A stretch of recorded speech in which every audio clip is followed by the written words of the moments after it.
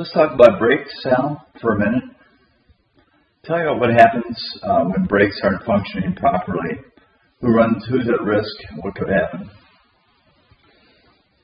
Well, anybody in the car is at risk, and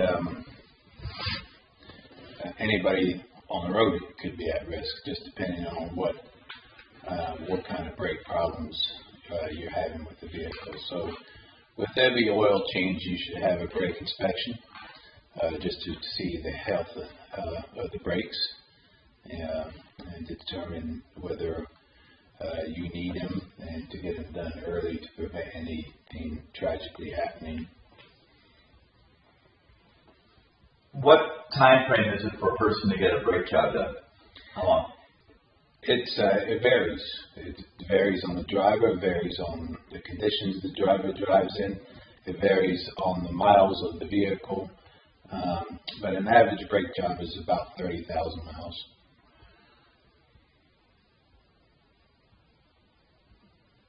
What do you pride yourself regarding brake jobs on? What do you pride yourselves on? Well, we pride ourselves in doing brake jobs different than most people. One of the things that most people have a problem with is after you spend a few $100s on brakes, you leave the shop, and then you end up with squeaky brakes.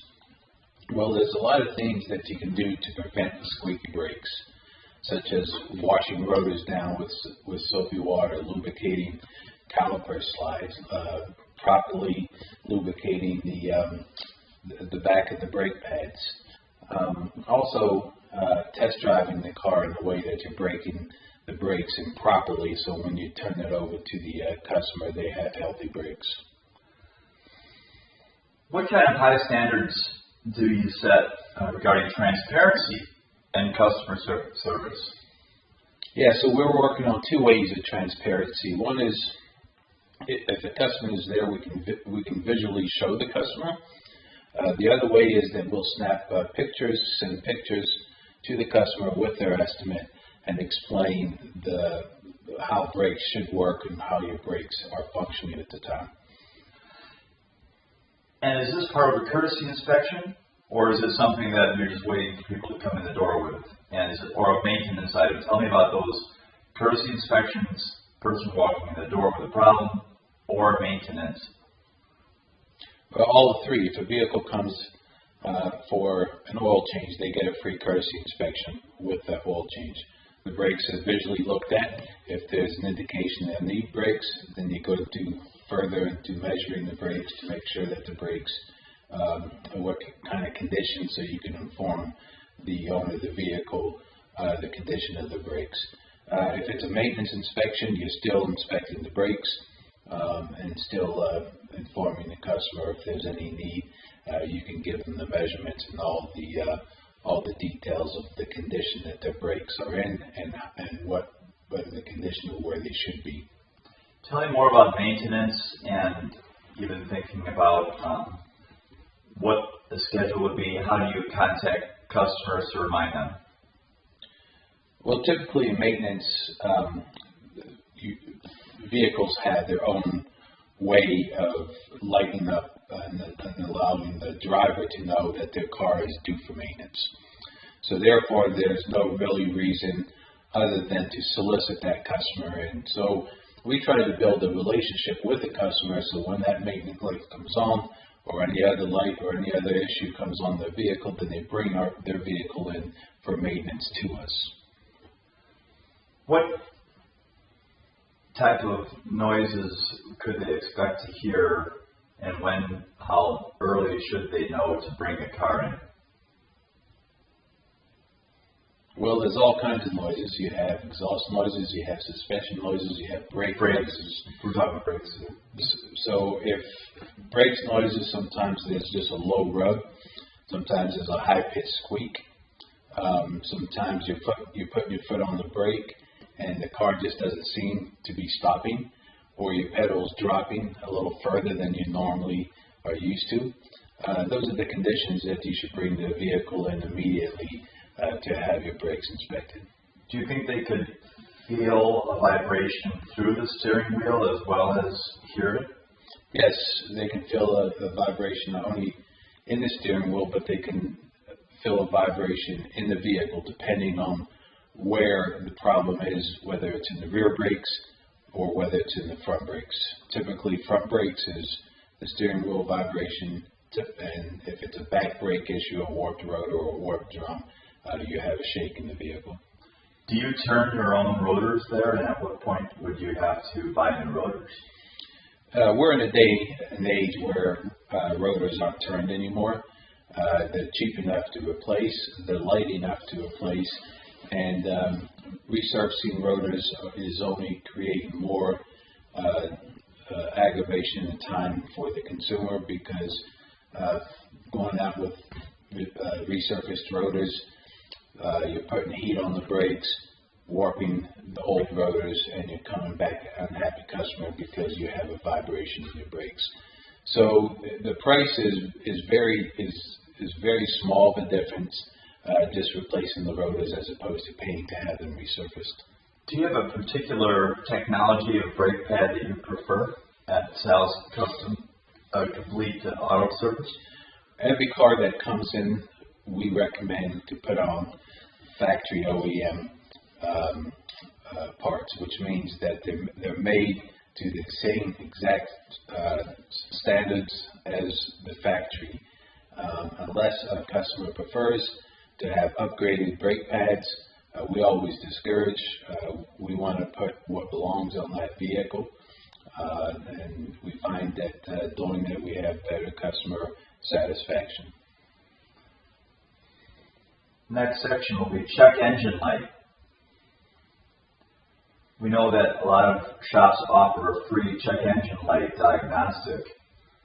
Is that telling the entire story, or is there something else that may be uncovered? So the check engine light is what we call a SES light, which means that, or a MIL light, which is a malfunction indication lamp, which means that there's something that's not working properly in the vehicle. Most places can just plug up and tell you what kind of codes, which will kind of identify the area into which you should be looking at.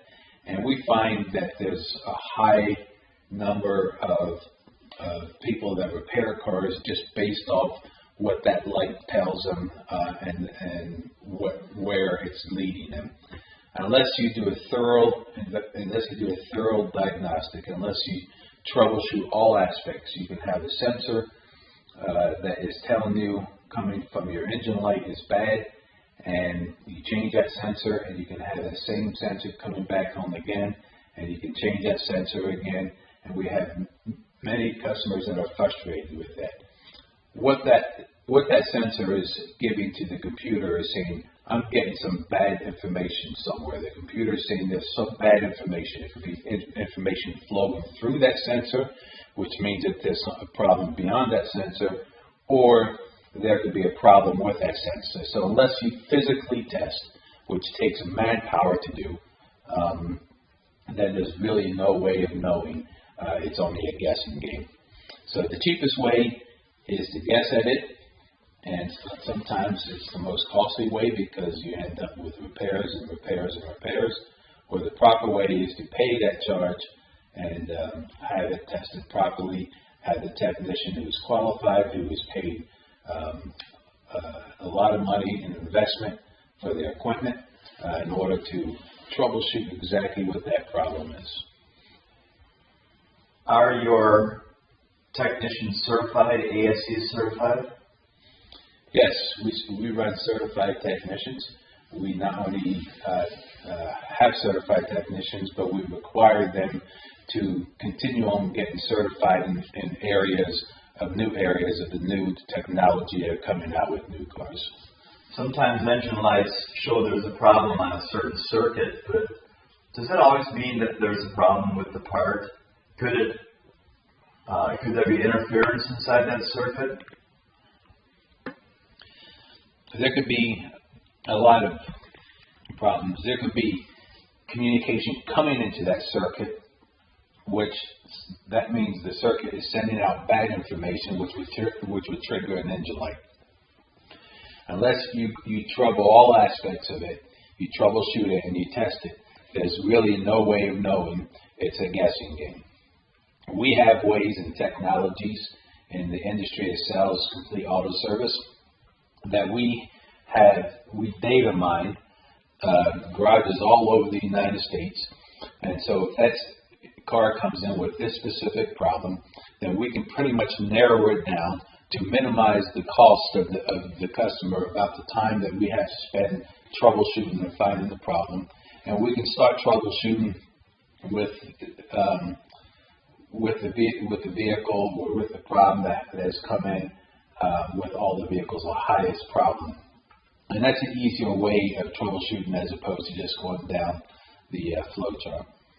Sounds like you're saying that check engine light, if it's not correctly diagnosed, you can still have problems and just come up again? Yes. You can have an oxygen sensor giving a bad code. And I've seen cars come to our garage, do Sal's Complete Auto Service, saying, I've been down the road and I had an engine light on and they replaced this oxygen sensor. And it's just a stupid oxygen sensor that's staying on. And when we look into it, it may just be that the car needed a tune-up because it's dumping a lot of raw fuel, and that oxygen sensor detects the air and fuel ratio. And if it's detecting that you're dumping a lot of raw fuel, it's going to give a malfunction to the computer. And so replacing that oxygen sensor doesn't fix the problem. It's not even the manifestation of the problem. The problem is that you're dumping more fuel because you need a tune-up. Let us say that you discover that there's a problem only under load or under certain other conditions, such as going up a hill and under load. What if that you suspect that to be the case? Will you do a test, or do you road test it, check it out before and after? Yes, not only do we road test it, we're able to hook up with our scanners and watch everything live. I just had a car in Sal's Complete Auto Service 2 weeks ago that had a transmission replaced by the dealer, a Chevy dealer, and it came back with the same problem. Every time it went up a hill, it dropped the load and went into limp mode. And it turned out that what really needed to take place was the throttle body was caked, and we needed to clean up the throttle body. Cleaning up the throttle body, changing a couple spark plugs on the vehicle took care of the problem. You said limp mode, but I'm not sure I know what you mean or how do you spell that word. Limp mode is L-I-M-P, and what that means is the computer is collecting a lot of information. And if it gets bad information coming in that says it's going to do major harm to some aspect of the vehicle, it shuts the vehicle down so you can't drive more than 30 miles an hour. All right. Next section we're going to talk about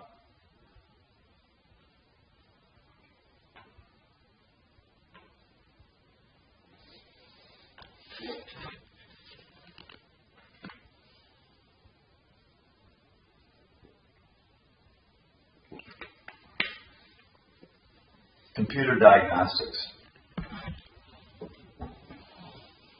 Tell us about your state-of-the-art diagnostics and what you're doing now and what perhaps you think you'll be doing even in the future and near future. So troubleshooting computers and computer diagnostics is an avenue that actually is growing as we get more and more information from the dealers. It allows us to understand the parameters and how the dealers set the parameters on the vehicle and how the vehicle should run in different modes. And so the technology that we have right now is that we're capable to actually identify those parameters, to see if those parameters are compromised, and if they are, put them back to the default, or reprogram the whole computer, whether it be the main computer or whether it could be a body control computer, and the body control computer functions with the body, the issues that it works with the body, whether it be your headlights or your door regulators, turn signals inside radio, things like that is your body control. You spoke to me before about a computer that controls transmission. Yes, and resetting that. Tell me a bit about the diagnostics and troubleshooting transmission with computer settings. So there's a few dealers out there, I won't name them, who've changed the parameters on their transmissions so they can run a certain amount of time before they run out of warranty, knowing that there's a problem that's going to exist in their computer with their transmissions. And as these problems exist, what they do is they change the parameters so that they change when that vehicle is going to shift into different gears, and that way that car will run a little bit longer. We can identify those parameters, and we can identify where they should have been set and how they were set, and we can know even in a used car inspection if that's been modified. Let's talk for a minute about vehicle repairs and even major types of repairs. In a minute, we're also going to talk about foreign, domestic. So let's start with vehicle repairs. When we've got a problem with an engine or other major repairs, let's start with the engine and the various things that can happen that have to get looked at first, and what you typically see here. Well, first of all, what we see in engine repairs is the lack of maintenance on the engine. Most manufacturers have problems with their engine, and if you maintain the engine, you can protect yourself from having major engine repair. For example, you have Cadillacs that have head gasket problems. Well, there's solutions. If you flush your coolant and you add a certain additive to there, it can prevent you from having these issues with the Cadillac, maybe the North Star engine. Or you have GM engines as well as Mazda and Volkswagen that have sludge that builds up in the engine. And the sludge, if you don't do engine flushes, if you don't do that maintenance, what you'll see is that sludge will build up, tighten up that timing chain, cause the timing chain to pop, jump a tooth, and now you have major repairs. You look at radiator leaks or heater core leaks. Well, just like any other fluid, it builds up chemicals, and if you don't take care of those chemicals and eliminate those chemicals, what happens is those chemicals cause blockage, and then you cause radiator leaks and heater core leaks. So maintaining your vehicle is vital and can save you major money in repairs over the life of that vehicle. For example, if you spend $160 on 2 radiator flushes, you could save almost $1,000 in a radiator repair. Speaking of engines, the electrical system is, people are usually afraid about electrical system problems. When they hear electrical system, they're almost praying that it's not going to be an electrical system problem. There's a complex network of all the various computers and parts communicating with one another. Well, the electrical spark is probably one of the easiest things to identify. When you're troubleshooting a car, within 15 minutes you can identify if it's an air problem, if it's a fuel problem, or if it's a spark problem. That should be the very first 15 minutes of your hour of troubleshooting. And if it's electrical issue, that's pretty much the easiest part to pinpoint, because you have fewer components to actually test. However, where it does become complicated is if it's an internal computer module issue.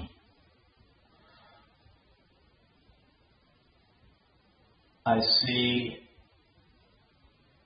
the computer-looking equipment that you have for things like loose cables, right? That might identify a broken wire or a connection somewhere. Will your equipment pinpoint that? Yeah, if we have a short in the wire, yes, we have equipment that can run along that wire and tell us where that short is and identify where that short is. And when you say it runs along the wire, what do you mean? Well, it's a loop that it's a pair of pliers with a loop on it, and you just loop around that wire, and there's electronic magnetic force, and you can just run it up that wire, and you can identify where that force is stopped. So let's say we always hear about batteries and alternators. How you need to replace an alternator could ruin the battery or vice versa. But what does it mean when an alternator needs to get replaced and or the battery needs to get replaced? How can you tell one from the other in terms of what is wrong? Well, the alternators, each car has their specifications of the output of that alternator. And one of the ways that you test it is, first of all, you test the output of what that alternator is putting out, and typically it's about 14 volts. When you put it under load, and load is when you're turning the lights on, radio on, also your air condition, you watch that load to see how far it drops. And if it drops below the specification of what that alternator is, then that means that alternator can't hold up to what it needs to hold up to charge that battery. Battery has a battery reserve, and it has cells. And what happens inside the battery is you have oxidation. And so the oxidation prohibits the battery to actually create and store the electricity and the amperage that you need to run your vehicle. And so you can test that with a tester as well and kind of pinpoint, and also you can also throw amperage on your battery and watch how your battery drops and how long it takes to build up that amperage under a charge. The next set of questions will be towards the bolt-on type things, transmission, power steering, fuel system, that type of thing. So just kind of switch gears here for a minute. Let's talk about the cooling system. Tell me what you see in terms of typical cooling system issues, also maintenance schedules and the type of weather in the area that we are here in western central Wisconsin. Well, as Sal's Complete Auto Service, what we do is we check your fluid, check your coolant, look at the condition of your coolant, check it to see whether it's dirty, whether it has any particles in it.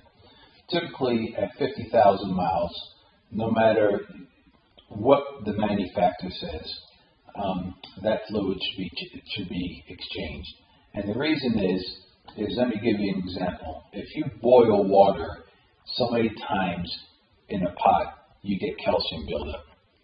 Well, it's the same concept. With that fluid running through that engine, the radiator, the heater core, and the radiator hoses, which are deteriorating as well because of the heat, you get buildup. And that buildup, if it's not properly exposed out of your engine, will cause blockage. And when you cause blockage, you cause pressure. Now, your coolant system is supposed to run off of about 18 to 20 pounds of pressure.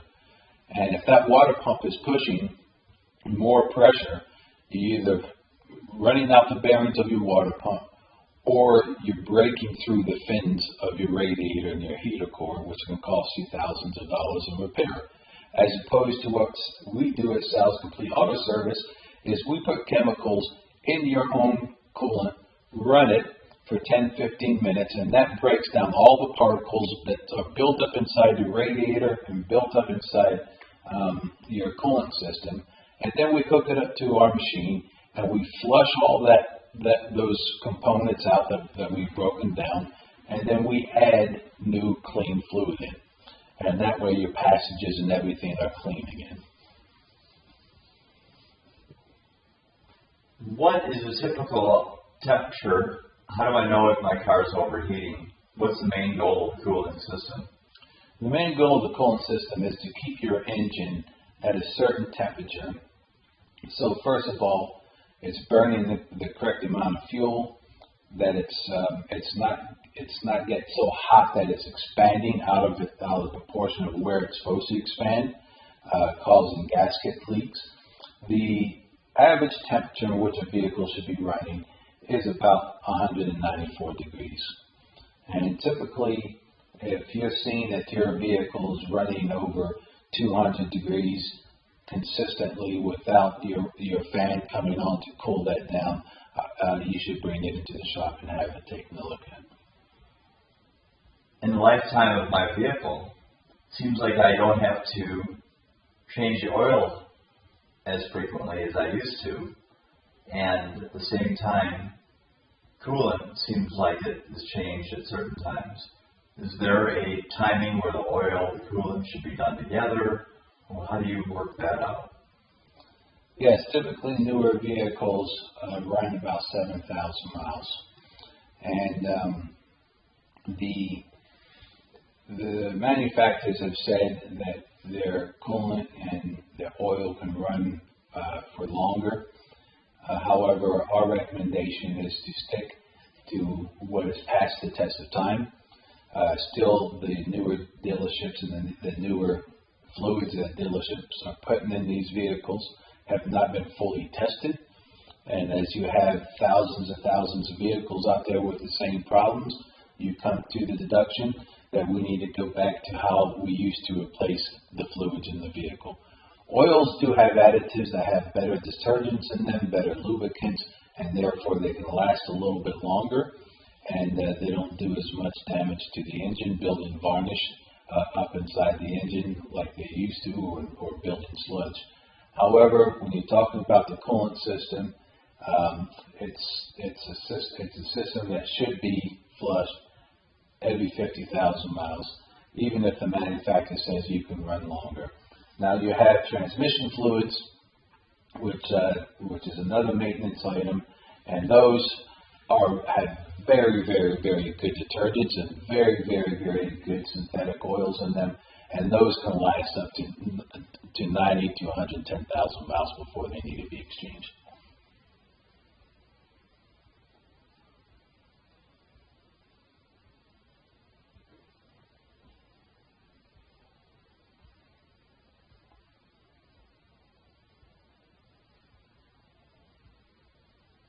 Is there a big difference for this type of coolant for European cars versus American cars versus Asian cars? Car manufacturers are trying to create their own difference. However, most vehicles, we always recommend to go with the manufacturer.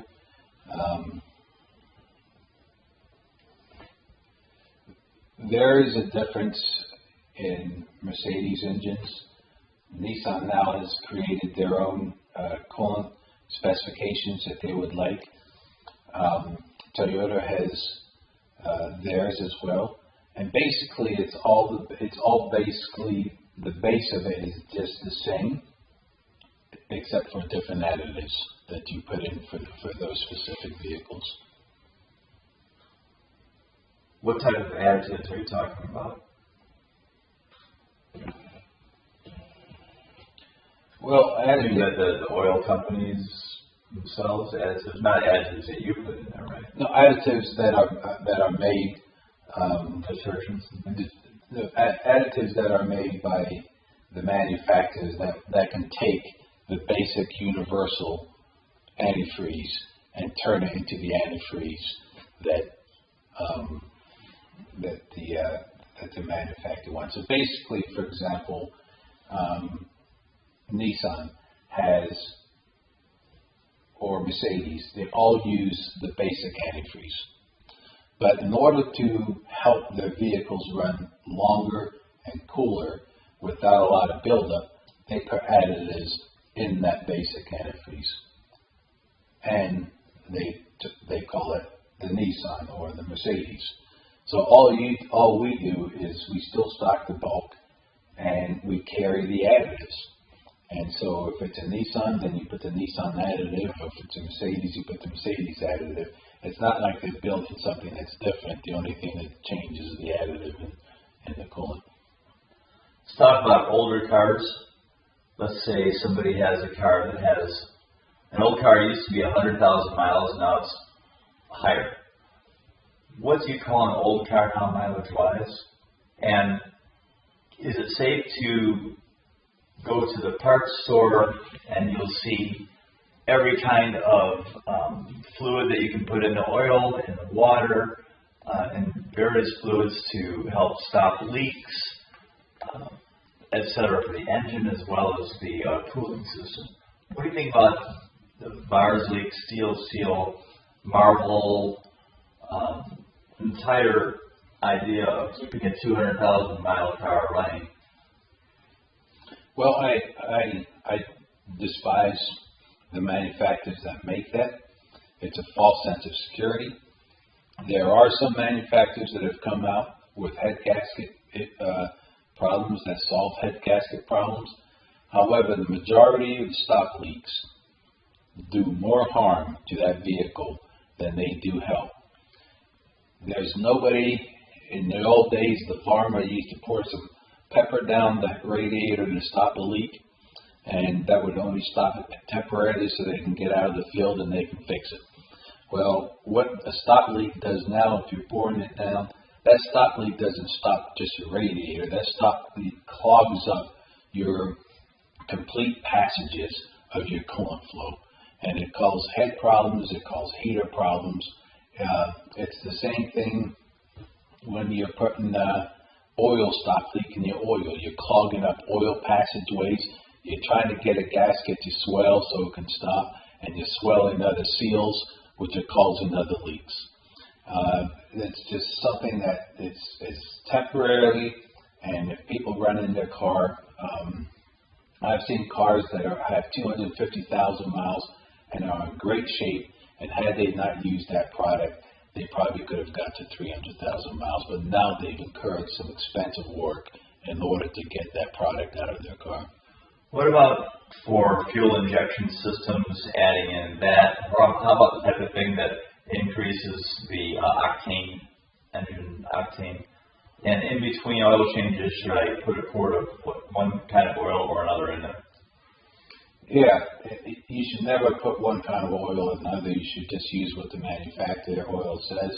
As far as the fuel system builds up gunk in that system, and that should be cleaned out every 30,000 miles. You should be cleaning out your fuel system. And the reason why is, first of all, that they'll keep the spark plugs. The spark plugs nowadays, most of them run until 90,000 miles.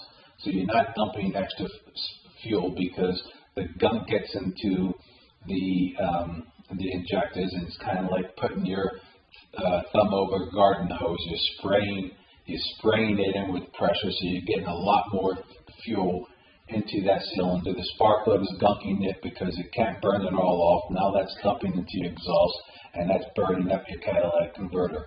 So that's one aspect of the fuel system that needs to be cleaned. Those fuel injectors need to be cleaned every 30,000 miles as fuel barrels. Second is your throttle body.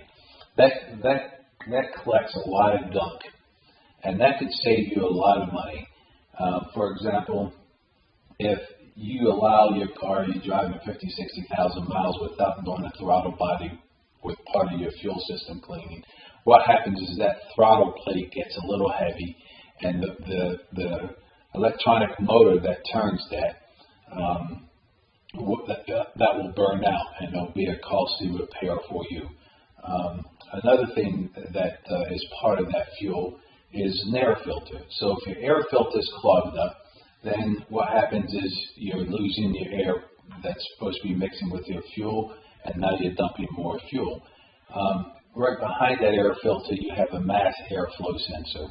And so when you see a dirty air filter, you're better off spending that $28 and replacing it, because one piece of static electricity on that mass airflow sensor could cost you anywhere from $400 to $600 in repair, just because you didn't put a $21 filter in there.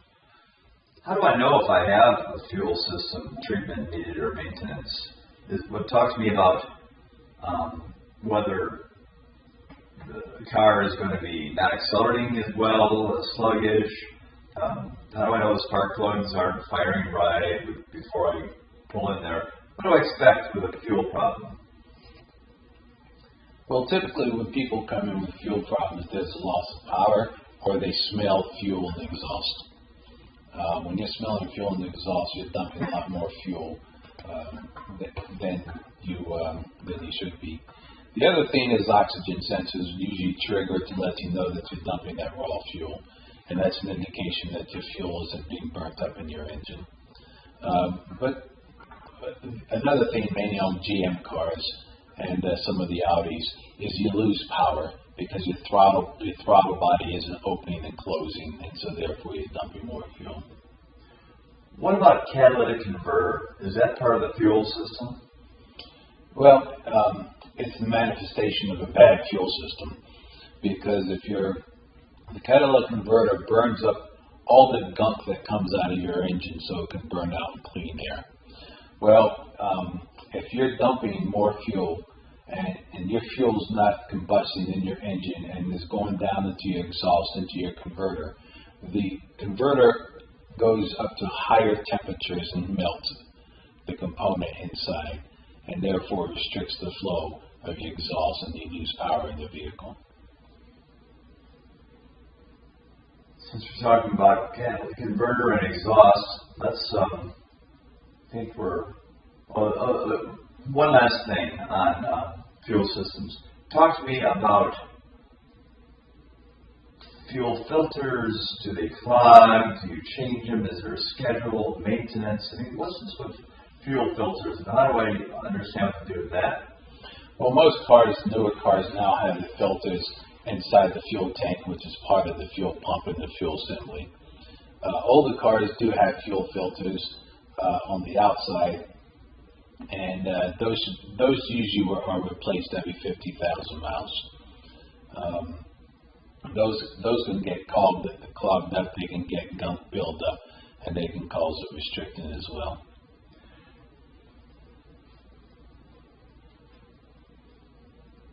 So let's talk about, for a moment, let's talk about the exhaust system.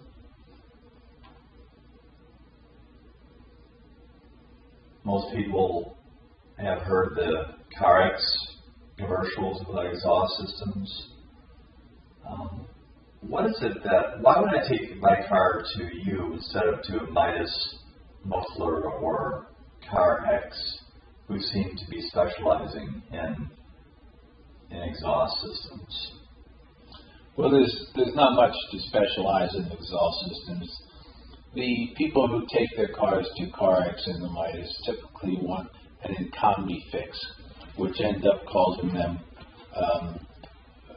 them more money to fix. What happens with the economy fixes is that you're cutting your exhaust and you're welding your exhaust. And when you're doing that, when you're cutting and welding the exhaust, what we find is people are putting heat on your catalytic converter, putting heat on your oxygen sensors, which kind of burn them out. So the proper way, exhaust now is 7% of the maintenance of the vehicle. It's the lowest percentage of the vehicle. So the CarXs and the Midases, that used to be 80-90% of their business, and now it's not a business because most exhausts are stainless steel, and most of the exhaust systems that are stainless steel, where you have the brake is actually in the flanges and so those are easy fixes with the flanges. So it doesn't really, it costs a lot less to fix exhaust than what it used to. So I've heard that things like engine misfires or power problems can be related to exhaust. Is that really true, or is it something else? So I can smell gas. Is that a true thing, or just what else? Is that just what they're trying to tell me? Yes, there can be exhaust issues because the engine is running bad. So if you're dumping, for example, a lot of fuel down your exhaust system, and it heats up your converter to the point where your converter cracks up into smaller pieces, that will in return go back and clog up your muffler and end up blowing your muffler up under pressure. So yeah, I've seen a lot of that. So there are problems if your engine isn't running properly, or if somebody comes in and says, "Oh, they told me it's just an idiot light because my oxygen sensor's on and I can't take my oxygen sensor off." Well, you're having a ripple down effect, and it may not be immediately, and it may not be noticeably, but what that $200 for that oxygen sensor end up costing you almost $2,500 in repairs and exhaust repairs and other repairs to your fuel and air system. Are you saying then there could be a problem and a catalytic converter is connected to the exhaust system and it could then cost thousands of dollars, did you say? Well, the converters, it depends on the vehicle and depends on the state that you're in, on the regulations that the state has as far as emissions. There are other ways of cutting a converter out and welding a converter in at a cheaper price as opposed to replacing the whole manufacturer system that's on the vehicle. Let's talk about alignment. So you have an alignment system, a computer, you're connecting everything up with cameras, and tell me a little bit about that. How can I tell I've got an alignment problem? And besides maintenance, when would I suspect that there's an issue? Well, with alignments, most places will give you a 1-year alignment, which means you can bring your car in 3 times to have it inspected for free. One of the things that I notice in this field is I can have somebody bring a car in that's had an alignment, and I realize all they did was set the toe, and the setting the toe is just setting the direction of your wheels to putting them exactly straight so the vehicle can roll straight. And then you're rolling down the road and you're seeing, well, I'm getting outside wear, I'm getting inside wear.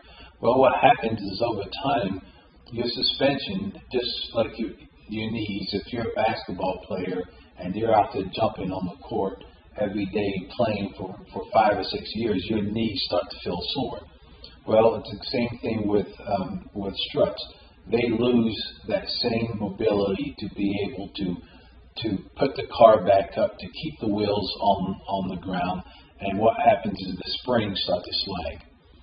And most people that I see do alignments don't inform the consumer of that.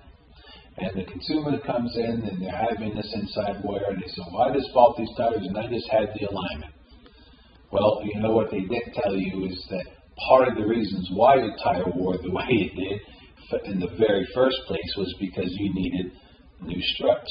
The struts keep your tires on the ground, and that's the only thing that gives you power to stop that car. That's the only thing that gives you traction and when it's wet outside or when there's snow outside. And if you don't have that grip on the ground, then guess what? Your driving distance your braking distance is going to increase, your sliding distance is going to increase, and the vehicle just going around curves that you should be going 70 miles an hour, you're going 40 miles an hour because the car just doesn't feel like it's staying on the road. Is the car pulling one direction or the other indicating there's an alignment problem, or is it something else? The car pulling one way or another could be multiple reasons. It could be a tire problem. It could be that one tire thread is worn worse than the other tire. It could be that one's aired up and inflated less than the other, or it can be an alignment issue where you hit a pothole and you knocked out the camber or you knocked out the cash through the vehicle, and it can be adjusted back up.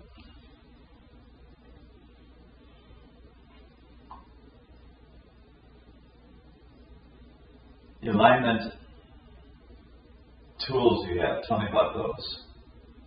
So we have a very good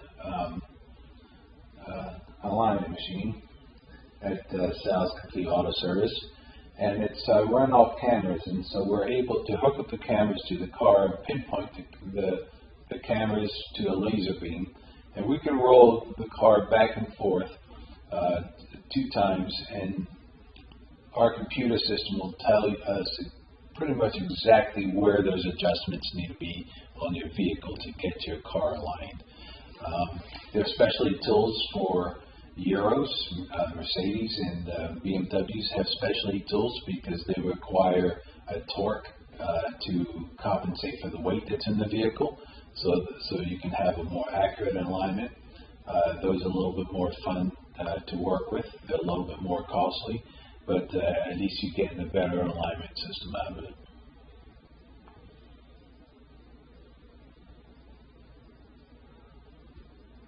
Let's talk about drivetrain.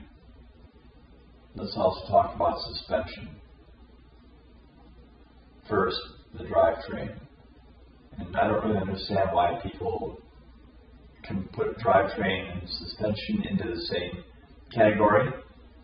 And so, what is the drivetrain? Well, the drivetrain is basically, it's your axles that turn the wheel. It's the what we call a pumpkin, which is your rear end or front end that has all the gears in that are turning. It's the drive shaft. It could be a transfer case where you actually transfer from 4-wheel drive to 2-wheel drive, and then also could be a transmission. So that's independent of the suspension. Usually what happens is, your U-joints inside the axles will go bad, or the bearings on the other end of the axles will go bad, and you'll start hearing whining noise, and it's time to pull those things out and replace them. It's also important that you change the fluid every 50,000 miles in your drive axles, just to make sure that all the gunk and all the gear, the shavings and everything is out of your rear end and front end.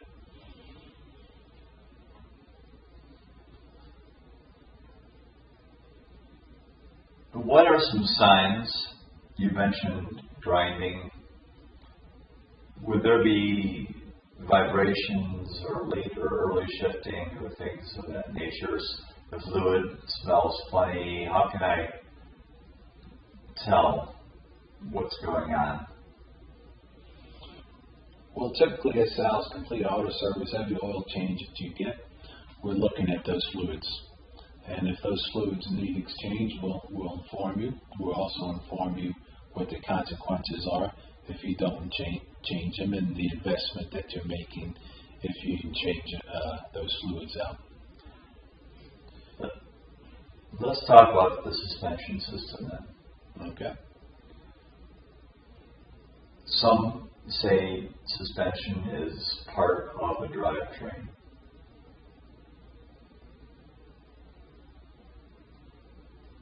How do you see that it is possibly part of the drivetrain? Is that because of... So, suspension is something that is overlooked in most vehicles. I am appalled when vehicles come into Sal's Complete Auto Service and they have 150,000 miles and they're an all-wheel drive and they have the original struts. And here's what happens. those struts keep those tires on the ground. And in order for those tires to be on the ground, your computerized system that runs your drivetrain and your gears are reading those rotations. If you have a tire over here that's bouncing off the ground because the strut is bad, the computer goes into default and it's tearing up your drivetrain because it has to synchronize all those wheels at the same time. So therefore, suspension is in the all-wheel drive is very important to keep that all Mercedes, the 4MATIC Mercedes, all have problems because of this issue. They're constantly changing 4MATIC Mercedes transmissions and the transfer cases because they can't keep up, because most people are putting different size tires or different kind of tires. They're trying to put fancy wheels on these cars, and they're tearing up the drivetrain. Well, you can put a wider tire on, and if your suspension is working, that wider tire has more traction than what that 4MATIC gear is made to do. And so you see, certain Europeans, certain people here in the United States who want fancy tires on their car end up tearing up the drivetrain. So that's a huge point. Another point that I get, you have cars that have come in 150,000 miles. You look at the suspension and you say, wow, this car's replaced the ball joints, they replaced the tie rod ends, they replaced the sway bar links, the sway bar bushings, the control arm bushings, the ball joints. They've had this big investment in the car, and you look at that and just say it's silly, because at 60,000 miles, if they had replaced their struts, they could have saved all that money. Because once their struts go bad, they start to overextend all those parts as those struts are bouncing. And so therefore, you have a whole bunch of front end parts. And people say, okay, just replace that tie rod end. Well, you're replacing the tie rod end, and guess what? You're coming back in a year and a half, going in again, and you still have the same strut. And so the investment is just that we have to consult with people and explain what the right way to do to fix their car. Another thing is tires and brakes.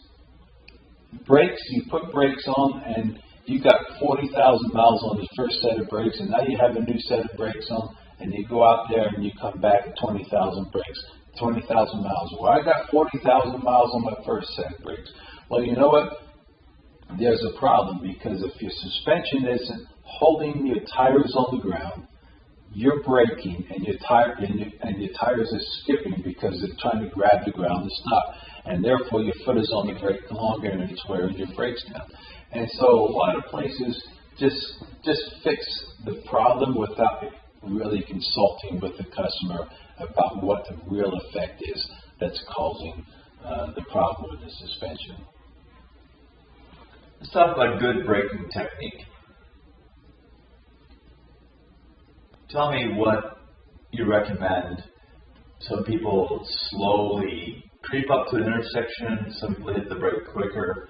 Is there any way to give yourself a longer wear tires, suspension, brakes by the types of techniques that drivers use in how they operate the vehicle? Well, there's two ways of looking at the way people's brakes. You have people who brake ahead of time and hold the foot on the brake all the way to the light.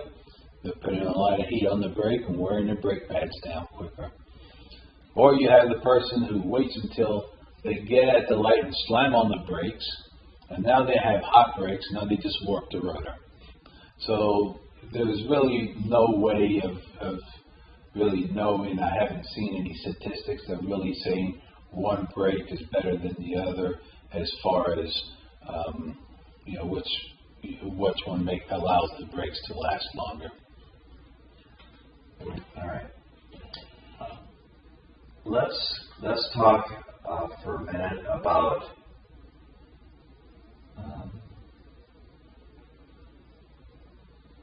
earlier we spoke about about mufflers, catalytic converters, but we didn't talk at all about inspections and emissions. And is there emission testing here in Wisconsin? No, there isn't. However,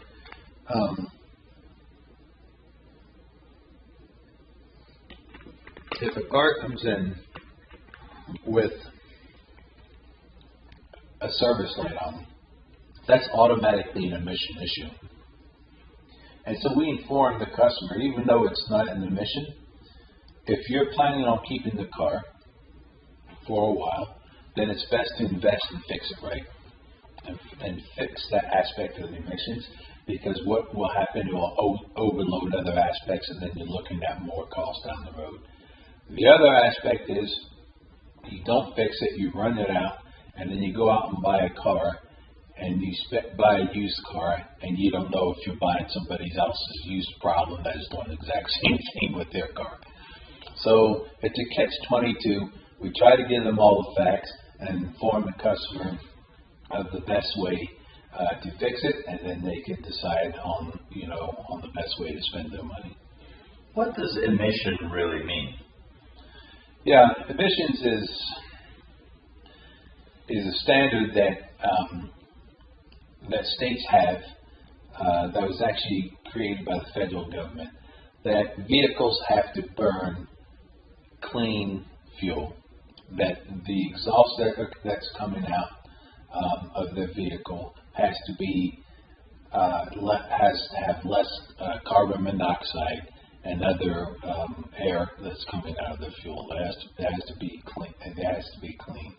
And so there's all kinds of emission aspects that run that vehicle, whether it's the filtering system for your fuel, or whether it's regulating just how much fuel is being dumped into your cylinder. All that has an aspect of how clean that car is going to run.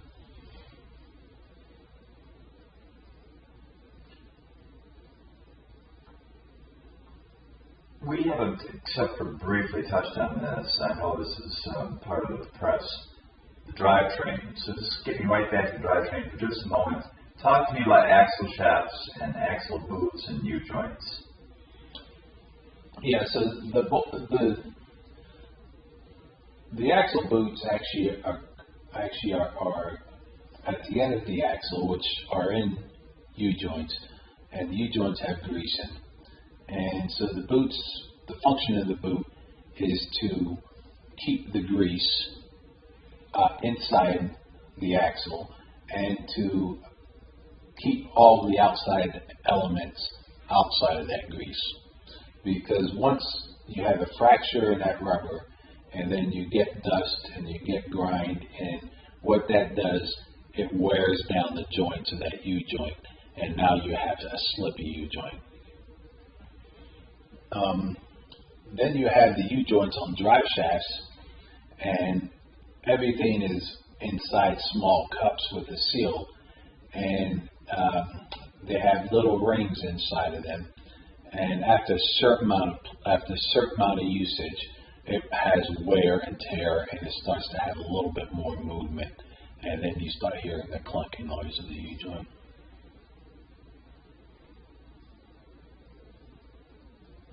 How can I tell if it's a transmission or, again, a clunking sound?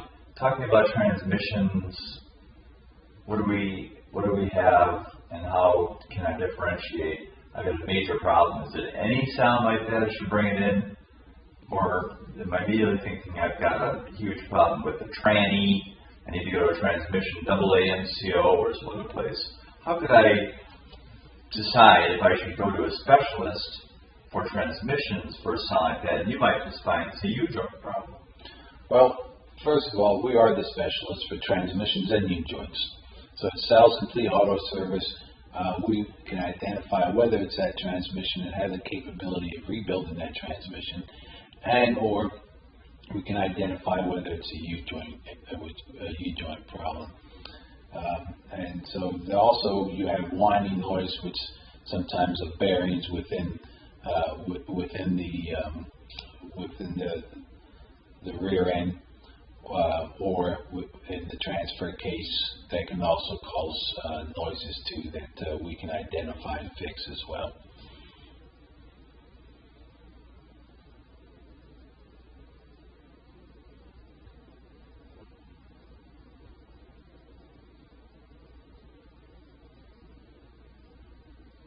Let's talk about your warranty service.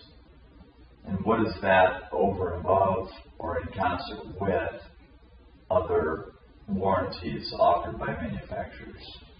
Well, most places give you anywhere from 90 days to 1 year warranty. We offer a full 2-year, 24,000 mile warranty on parts and labor. And so that means if you have a defect on the part or labor within 2 years, that will be repaired. However, if you're at 2 years and you haven't driven 24,000 miles, then we always give you the benefit of the doubt, whichever benefits you. So that warranty would run out at 24,000 miles as opposed to 2 years. I know that you're not nationwide. So if I have a tune-up problem and then I've driven on my vacation 500 miles, what should I do? I have an issue. So if you're 500 miles, the first thing you want to do is call Sal's Complete Auto Service, because our warranty is in concert with our part suppliers as well. And so we're purchasing our warranty through a nationwide warranty through a parts supplier. So we can still have you take it to, example, a Napa Auto Center and have that vehicle repaired under that warranty. Is there a phone number that we can call for that type of warranty issue? Yes, the phone number you would call as of now would be Sal's Complete Auto Service number, and we would direct you to the warranty company. Or if you needed the tow for free, we'd also connect you with the tow company that would tow your car free to the service center. So you work with providers like Trustmark or AA Auto Protection or Car Shield, those types of companies. Do you know what those might be? Yeah, those are just aftermarket warranty, and so we can do all repairs for those. And the good thing about getting them done for us, if you go to a Nissan dealer, for example, and you buy a Car Shield, and you leave, and they say, well, you got to come back to us, and you're 50 miles outside of the radius, and you bring it to Sal's Complete Auto Service. The good thing about it is we can actually inspect your car like we would normally do in our courtesy inspection. And if there are other things that are concerned that should be covered under that warranty, we will identify them for a Car Shield. Whereas if you took it to the Nissan, the only thing Nissan would have to do is just replace and address that one specific item, and not obligated to speak of others. Not only are we represented to work on all aftermarket warranties, we also do GSA with government vehicles and all WEX vehicles, which are 700,000 vehicles out there on the road. Do you have a list of the extended warranty providers that we can read or see on this website somewhere? Well, the problem is that they're evolving, because most of these warranty companies, in order for them to make money, they sell a whole bunch of warranties, and before those warranties come in to collect, they change their name to another warranty company. This all sounds complicated. Is there something that I need to know to make it less complicated and easier to understand for myself, my wife, and my children? Okay, so if you're wanting to buy extended warranty, I would recommend that the first thing to do is to call us at Sal's Complete Auto Service, and we can walk you through some of the most reputable warranty companies that have passed the test of time. We didn't yet talk about tune-ups. We have talked about maintenance, reliable maintenance. But tell us what a tune-up looks like and sounds like, and what we should expect to see fixed. The 7 areas that are looked at or possibly replaced. No, it's really interesting because people still use that word tune-up, and there's no such thing as a tune-up.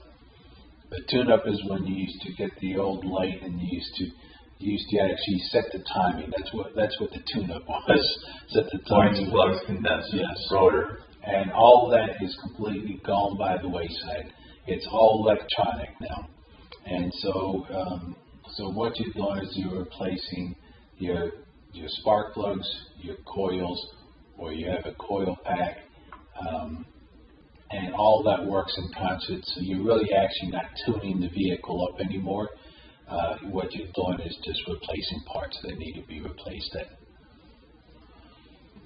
What is a coil? A coil is actually what generates the power to the spark plug. It creates the spark, the electrical spark for that spark plug to ignite inside that cylinder. The spark plug is in the cylinder and between the ignition and the spark plug, or the spark plug in the cylinder? The spark plug is actually in the cylinder. The spark plug, the bottom of the spark plug is in the cylinder, but where is the coil? The coil is either separate on the coil pack, or the coil will be right up top of the spark plug. Top of the spark plug? Yeah. Okay.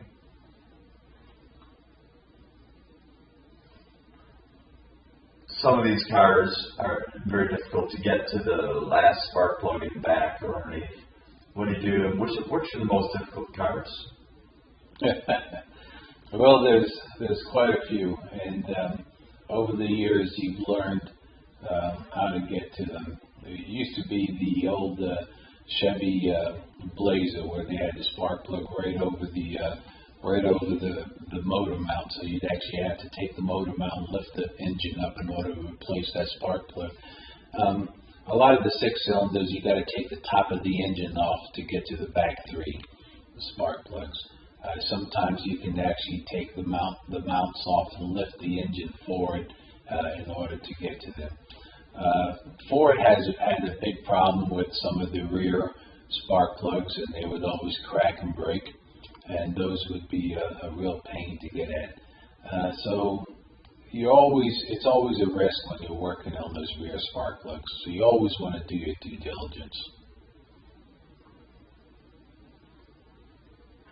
When a certain car pulls in the lot, you'll immediately know it needs one of these big spark plug. It has one of these large issues with spark plugs, I assume. They pull in and say, you can almost hear it, right? They're missing or whatever.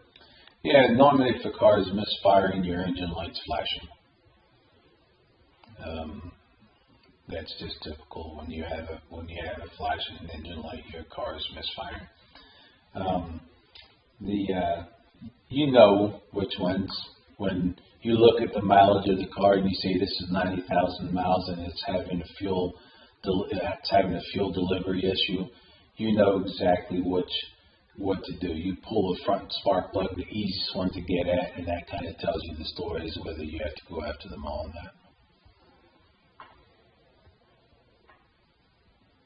Let's talk for a minute about air conditioning.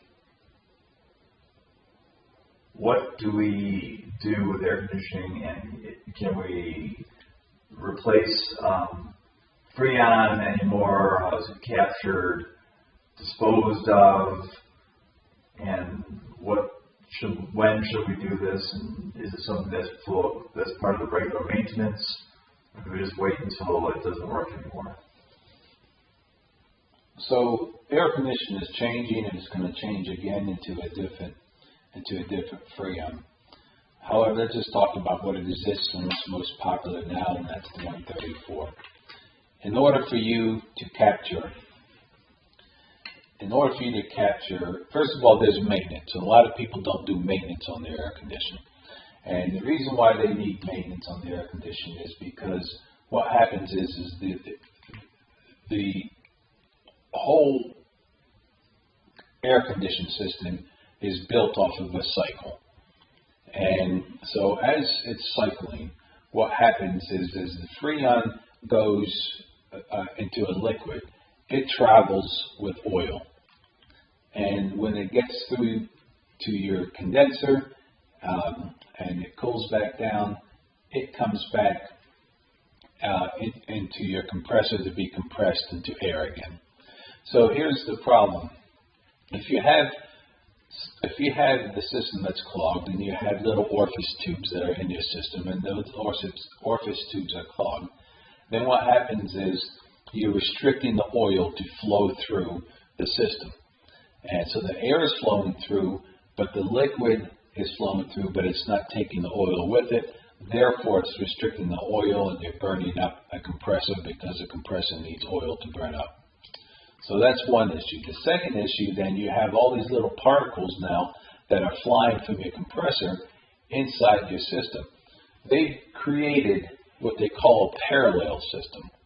Now, if you looked at a condenser or a heater core 10 years ago, and you look at one today, you could see the difference in what it means by parallel. The holes in which the Freon travels through were large. And so you can carry a lot more debris, and that thing would run a lot longer before it messed up your condenser. However, what they want with these parallel systems is your passageways are a pinpoint, and so you can't get debris through there. And so therefore, if your compressor goes out, you can't flush out that condenser. You have to replace your condenser, you have to replace your heater core, you have to replace your evaporator core, you have to replace your compressor. So basically, newer systems, in order to replace things, you have to replace the whole system. Now, you take them to the garage and the customer says, I don't want to spend $3,000 on my system, right? Well, you say, well, I'll fix this system. I'll try to flush it out the best I can, and maybe you'll get another year or so out of it. But that's the catch-22 on how they're building these cars now. What do they usually end up doing then? Well, the thing that you should do is you should have a regular maintenance every year. It only costs you $45. So you take it $45 a year, and you add that up over a 4 or 5 year period, and end up saving yourself $2,500 in AC repair. And what that $45 does, it cleans out your orifice tubes, it adds oil, and it adds dye, and the lubricant that it needs for that Freon to travel freely through your system. I don't know if we discussed oil changes and filter changes, but let's go ahead and talk about it for a minute. Yeah. What's your standard prices or one, and then what are the frequency of the maintenance? Usually, I think we talked about it, but let's just go over one more time. So at Sal's Fleet Auto Service, we don't want to be the cheapest oil change place. And the reason is because I know people have time, and we respect the fact that people have time, and that's why we offer a courtesy vehicle that we can drive people, give them a vehicle that they can drive home while the vehicle is properly serviced as an oil change. A lot of times when you go to a quick lube oil place and you're putting the restriction on them to finish your oil at 20 minutes, you can't drain the car in 20 minutes. So basically, half of your oil, the bottom half of your oil, which has the most debris in, is still sitting in your engine. And so they're plugging that up, and they're changing your filter, and so they're really not looking over the car to see any other aspects of the vehicle that may cause a problem for you. So basically, an oil change really should take 45 minutes.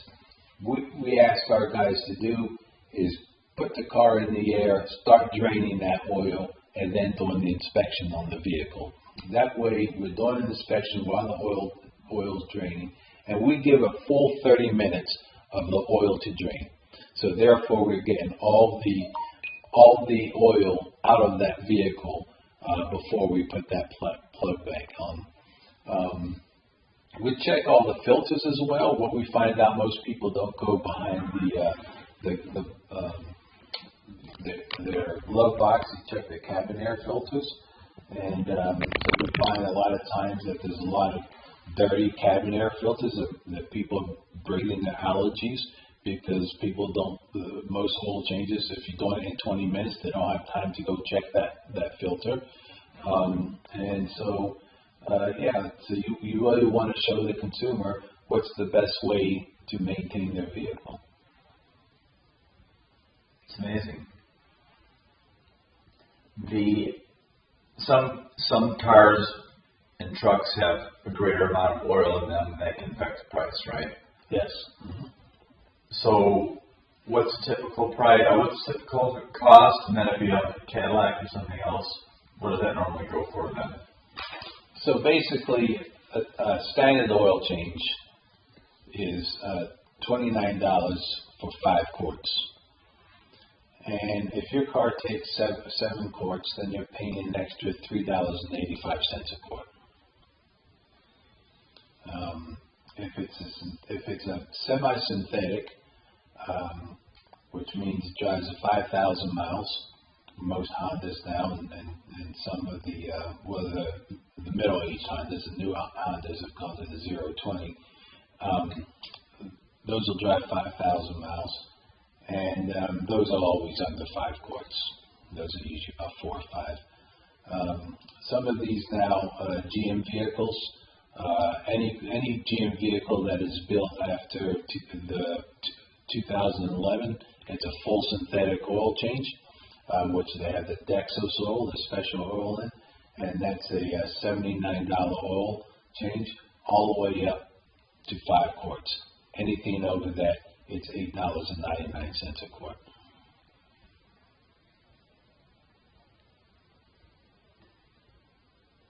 We're getting close to the end. Okay. Power steering.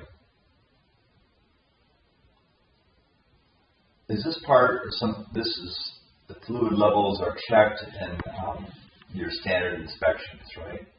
Including power steering and other levels. And I went to a oil change place, and I got out of there a couple months ago after you had relocated cities. And they didn't even, and I went to hit the windshield washer fluid, and I think, they said you left the paper there with you, but they said, oh, since your windshield washer fluid was empty, we didn't put any in there, because otherwise we're going to have to charge you an additional, whatever they said, $2.99 a gallon. So we just didn't put it in. And I drove away from there thinking at 5 o'clock, I noticed that the fluid was down, going out. I was going to put it in. I didn't even think about it when I went there to get the oil change. I noticed it was still empty. I called them up and they said, well, what I just told you. That could happen to anybody. Our children, our wives, that you get this kind of, they didn't hit and look at, or if they did, they just didn't want to tell me. The price would be different because now you're totally dry on one of these types of fluids we check. What do you say about that? How do you help people that otherwise not try to take advantage of a person working on a car, but what do you do when you have a lot of other things that are all a problem? And I like all those other, all these little things. Windshield wiper fluid, windshield wipers. So it's at Sal's Complete Auto Service, what we have is a buddy system. And a buddy system. And a buddy system is if you're bringing the car in for an oil change, the procedure is the first thing you do when you get in that vehicle is you check all the lights on the dash. If there's any lights on the dash, if there's a tire pressure light or if there's an engine light on, you mark it on this sheet of paper with the odometer. Then you drive up to the door and you honk your horn. And you wait for somebody to identify you coming in the shop. They lead you into the shop, and as they lead you into the shop, they're checking out all your front. Lights.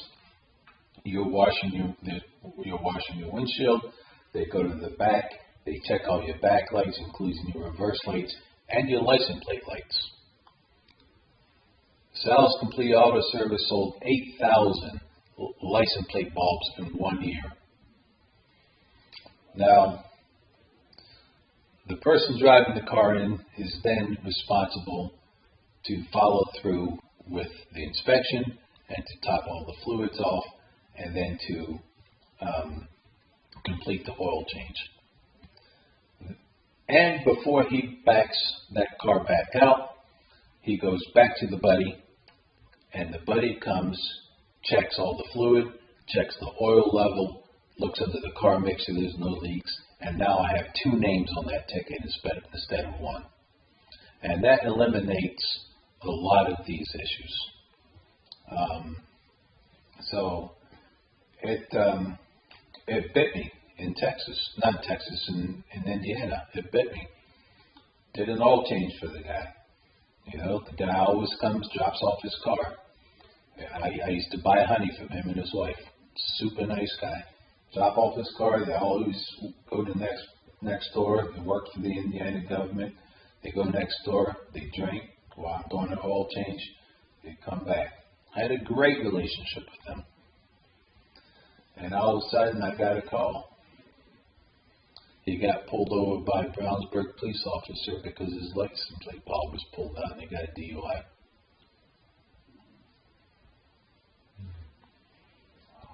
Every license plate bulb gets checked.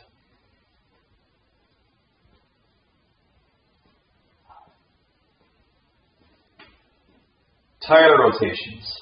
Talk to me about that. Tire rotations. How do I know I need to rotate them? When do you rotate it?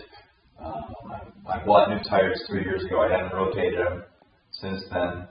I've heard it's not good to rotate front and back, or left to right. The tire rotation now is always just front and back. It's no cross rotation anymore. The way the suspension is built, it's front and back. If you have a vehicle that has a full synthetic oil, then every time you get an oil change, you rotate your tires. That means every 7,000 miles you rotate your tires. Tires should have to be rotated at 6,000. The reason why you want to rotate tires is because the front steering tires take more aggressive wear because of the movement that they have. And that's why you want to put them on the back and kind of wear them evenly. So every 5 to 7,000 miles, your tires should be rotated. If we're doing a semi-synthetic, we're rotating the tires. And if we're doing a full synthetic, we're rotating the tires every time that car comes in the vehicle, into the shop. A regular oil change person that's only driving 3,000 miles, every other oil change, we rotate the tires. And we offer that service for free so that we can help the consumer keep their investment in their tires. Let's talk about dangerous situations from tires that you've seen happen. What happens with wear and tear, or uneven wear in the rain and snow and ice, that type of thing. Well, I've seen tires that have never been rotated and their front end's alignment so far off that they've worn the tire all the way down to the mesh. And that's just completely a lack of spending the money and investing and maintaining your vehicle. Tires are very important. And I'm very strict at Sal's Complete Auto Service about tires. If you want a cheap set of tires, I won't sell a cheap set of tires to you. I much prefer you go down to your one of our neighbors and buy those tires. And here's the reason why. The difference between a cheap tire and a more expensive tire is not the rubber. It's the features on that tire. If you look at that tire side by side, you will see the features on there. And the reason why you have these features on the most expensive tire is because it has snow traction, it has wet traction, and it has dry traction. It has all three tractions. It has alignment marks on it, and you are allowed then to see the safety of that tire, and that tire is safe in all three weathers. You have over here what they call an all-season tire, and if you look at the features, the only thing it has is two runs down the middle and slashes on the side. And that features means that it's not going to handle as good as this tire, and I don't want that on my conscience.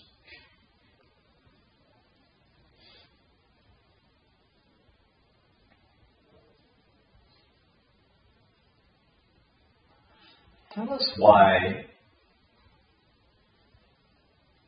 Sal's Complete Auto Service is different. What do you mean when you say experience the difference? Well, when you walk into Sal's Complete Auto Service, the only thing you're going to see is the representative of the company, and that person is going to be a consultant. And when you walk in, you're not going to be trying to be sold anything. You're not going to see visual. You're not even going to see You're not even going to see our credit card thing, the credit card that we take. The only thing that we want to hear from you is why you're visiting us. And once we identify why you're visiting us, then we ask and request an opportunity to take a look, to make an assessment for free, with no obligation, to try to understand and try to figure out, and then to give you the options of the best way to repair your vehicle. We then get information from you. We get the authorization. We offer you a ride. We offer you a drink. We offer you a very comfortable waiting room, very clean bathrooms. And we try to make your stay as comfortable as possible. We bring your vehicle in, we take a look at your vehicle, and we identify what your problem is. We give a courtesy inspection on all vehicles, and when we come back, we have a good assessment of the overall health of your vehicle. And then we can talk about the health of your vehicle. It's not fair to a consumer if they come in for $500 worth of brakes, and we see $1,000 of other repair, and we come to the consumer and say, you need brakes. Now they lead down the road and something else happens, and they say, why didn't you inform us? So we inform the vehicle, the owner, everything that's on that vehicle in a way that's not pressuring them, just so we can help them make a decision. And then they can ask us the questions, do you think I should repair it, or should I buy another vehicle?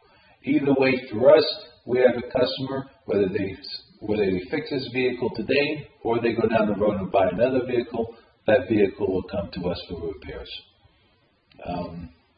So that way is different. We don't pressure people into repairing their vehicles and making bad investments in their vehicles when they should have gone out and bought another vehicle.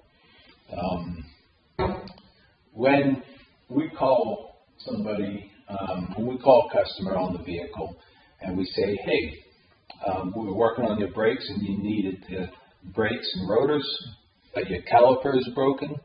We found your caliper is broken. We're sorry. We missed it. We're going to fix it for you because we missed it. And we're going to go into the same warranty. We're not going to call you back and say, hey, customer, your caliper is broken. You're going to need to pay another $120 for your caliper. We're going to fix that caliper for free, and we're going to put it on your ticket, and it's going to have the exact same 2-year, 24,000-mile warranty, so you can feel safe that where you are at Sal's Complete Auto Service, they repaired your car, right, and they owned up to their mistake.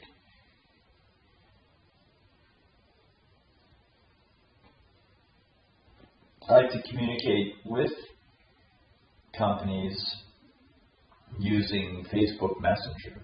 Do you offer those types of technologies for us? Yes, we love Facebook. We love Facebook messengers, and we know that the consumer loves to communicate, and we have a way that we can communicate with you, and it relieves you of feeling pressured by hearing a voice telling you what you need or not to do. You can just express it and know all the facts and make a decision, and then you can message us back, and it's a very easy process with no stress. I notice it seems like it's intelligence of some type. When I first signed up, you asked me about my make and model in the computer, and I answered, and then you had other questions answered. Is that something that you keep a record of, so we can come back and look at that messenger conversation later on? Yes, absolutely. Not only will that information be there on Messenger, but we'll also have that information transpired onto your invoice, and that we can also give you electronically, so you won't have to get a printout of your invoice. Okay. Is there anything else you'd like to tell us about the service? How we know that you have given us the best service in the area compared to what we're used to up here, and whether or not we can avoid having to drive to other cities to get higher end service. We are giving a service that is of high excellence, and we value that. And because of that, we have put into procedures and methods that will assure that mistakes are minimized, and that our diagnosis is precise, and that we offer and we pay our technicians, not at any cost to you, extra money to troubleshoot the vehicles after they're repaired, to make sure when we give you that vehicle, it has been repaired correctly, and that you can be assured that you can go on and you can drive that vehicle. Those are the extra qualities that we give our vehicles. Not only that, we have a car wash that's a neighbor. We wash your vehicle. We want to give you a nice, clean vehicle. We want you to feel good about spending money that you don't want to spend. And we just want your experience to be one of the greatest experiences in the car industry. My experience was amazing. I'd like to know how I can share that experience with friends. Would you recommend, would you like a Google review or a Facebook recommendation or a share on Facebook? And if so, do you have some kind of club or program or discount or in some way that as we build a relationship, we're able to see it as an advantageous, let's say, discount club or something like that? So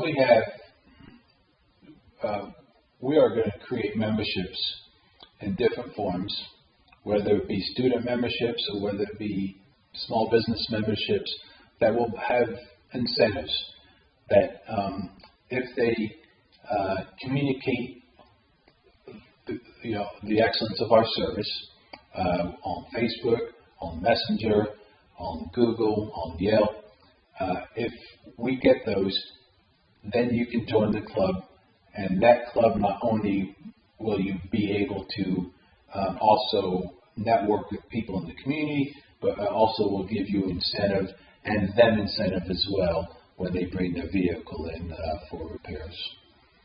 I noticed you have free public Wi-Fi and coffee. Does that mean I can come by anytime and get a free coffee? Do I have to buy something, or can I sit in your shop? Or how are you looking at that for the public? We have very good customers that just drop by for a cup of coffee, and we love just to chat. And they have answers, they have questions, and we love just to give them a cup of coffee and just to listen to them and consult with them and give them answers. We find many people try to do things on their own, and we want to help them the best we can. Do you have curbside service where I can pull up, drop the car, get a rental or courtesy car, and we communicate completely by messenger or some other system? Yes, we have Curbside. we have doctors that we've already used this with that can communicate through messenger, email, text messages of the issues that they're having. We'll deliver them a vehicle to the parking lot, leave the keys at the front desk, pick up their vehicle, bring it back, and service any questions that we need to understand outside the scope from what we know. We'll communicate that between messenger or Facebook or text message, and we can do most of our repairs without even having a conversation. We deliver the car back, drop the keys, the customer can call in and give us a credit card after the repairs. We noticed that you have made statements of faith on your page, photographs of sunsets and churches and sunrises and God's goodness. And is this where you get your integrity and values and the way you conduct business? Being part of an organization called Truth in Business allows me to be with a group of like-minded businesses who care for the Lord, and we want to keep accountable to biblical aspects of doing business. However, our greatest concern is that we love each individual that comes to us as ourselves. Not trying to force feed them any religion, but just to show them how happy and joyous and free we are with our relationship with the Lord. Thank you very much. Yep.